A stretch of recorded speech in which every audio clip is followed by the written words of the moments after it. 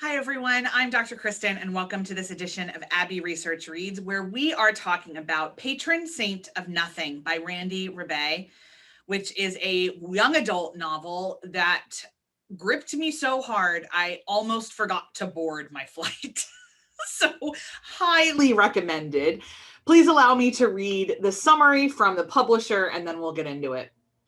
Jay Reguero plans to spend the last summer of his senior year playing video games before heading into the University of Michigan in the fall. But when he discovers that his Filipino cousin Yoon was murdered as part of President Duterte's war on drugs, and no one in the family wants to talk about what happened, Jay travels to the Philippines to find out the real story.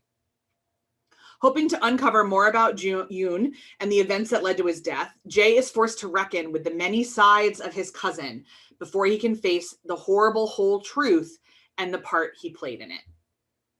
So it's a YA book. I know immediately for some of our viewers, that's going to mean they're a big... But again, I only bring you the YA books that are worth your time, I promise. And this one definitely is. So spoilers ahoy, spoilers ahead, fun ahoy. I'll say for sure this is a great book to read. It's, he's 17 in every sense of that word.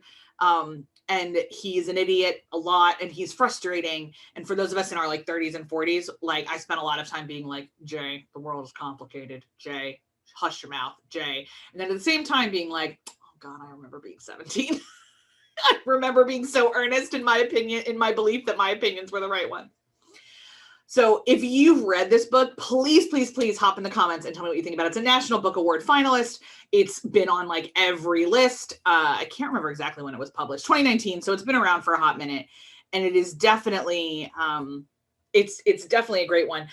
We're putting this up here as part of, it's going live on the day on Filipino Independence Day, and we wanted to be able to give an opportunity for folks to maybe learn a little bit more about the Philippines. We'll also be covering the Philippines later on in our Colonizers World Tour, and we'll have a conversation about that as well. If you aren't familiar with our Colonizers World Tour, it occurs over on the main Abbey Research channel, where Dr. Aaron and I spend a different week in a different country every week, and we talk about art produced in that country. We talk about the history of that country and its relationship with colonization, and how then it interacts with the rest of the world and we interact with it. And so the Philippines will be part of that tour for sure.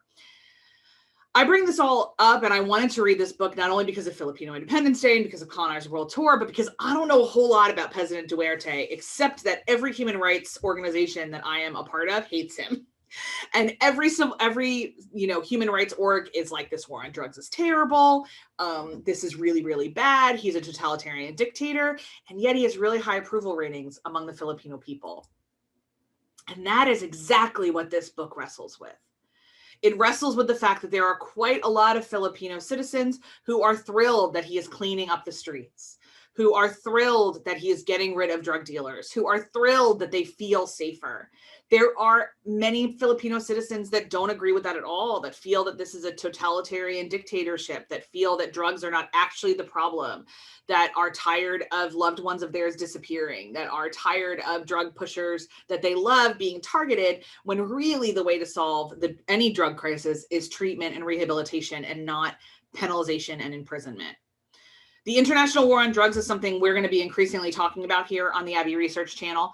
By the time you watch this video, a book review of Patrick Radden Keefe's book, Empire of Pain, will have gone up on the channel. So please, I'm in the middle of reading it right now as I record this. So please make sure you hop back a video or two wherever it falls and read that book and watch that review and or read that book. I'm about 30% of the way through the book as we talk right now, and that's an expose on the Sackler family. We'll also be talking, we talked a little bit in our video on our Oscars 2020 reviews in the movie The U.S. versus Billie Holiday about the book Silence the Scream by Johan Hari and its examination of the American war on drugs in particular.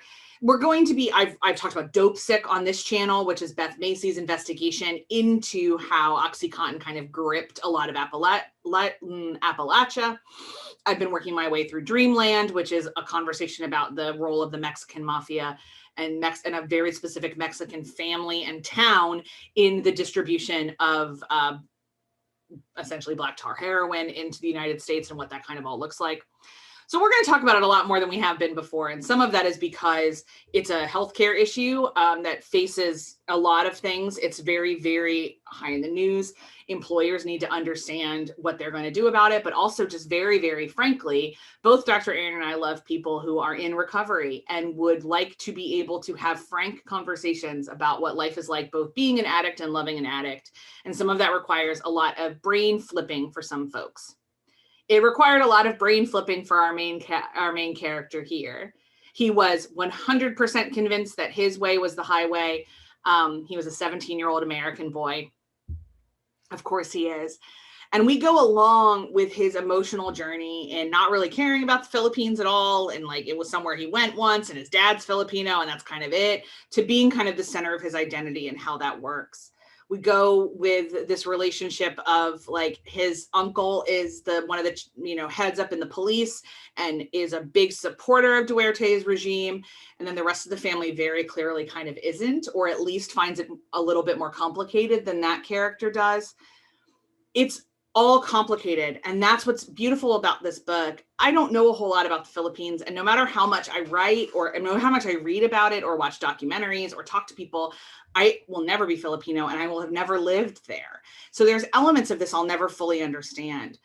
But reading the wrestling of all of the very complicated topics, the Philippines is incredibly impoverished. And I have a feeling that as we do our Colonizers World Tour, we're going to discover that that's because of colonization. Spoiler alert, is certainly one of the reasons. And it's a nation full of people that make poor choices and have poor choices made for them, just as much as it's a nation full of people who make excellent choices and have excellent choices made for them and live wonderful, happy, fulfilling lives. Not any country is one category of its population. Are there a lot of people involved in drugs and the drug trade in the Philippines? For sure. Are there in a whole lot of other countries? Oh my gosh, yeah. President Duterte's approach to it is what is making headlines more than the statistics around it itself. This book is, again, Patron Saint of Nothing. It's worth the read just because you get the explanation of the title at the very end of the book. There's also some minor, some minor kind of explorations of what it means that the Philippines is an incredibly Catholic country and how the people interact with it. There's some language around LGBT and how same-sex couples kind of move through the Filipino world. There's brief conversations about sex trafficking and how that industry intersects with the Philippines. Lots and lots of things, but it all intersects very organically because like when you go to visit family anywhere, you find out all these pieces of their lives you don't know anything about. And that's a little bit of like how Jay finds out about it here. There's some, like I said earlier, some like, oh my gosh, stop being a 17-year-old boy. That's a little frustrating, but it just makes it all the more realized and lived. I definitely recommend this book, Patron Saint of Nothing. I got it from my library. I'm sure you can too. If you've read this, I'd love to talk to you about it. If you enjoyed this video, please hit a thumbs up. It really does help. If you like our book reviews, make sure to subscribe to the channel and hit the bell so you don't miss anything. If you happen to enjoy how both Dr. Aaron and I think about the world, Dr. Aaron is in several of the other book reviews if you've not met her. We have a main channel where we talk about all sorts of things like our Colonizers World Tour and episode by episode recaps of The Handmaid's Tale and Bridgerton and a lot of other things that have to do with inclusivity and equity. And we'd love for you to join us over there as well. The link to that channel is in your show notes. And then again, just to reemphasize, Patron Saint of Nothing by Randy Ribay gets a big 2 thumbs up from me. And I hope if you've read it, you come back and talk to me about it. In the meantime, I'm Dr. Kristen, and I'll see you next time.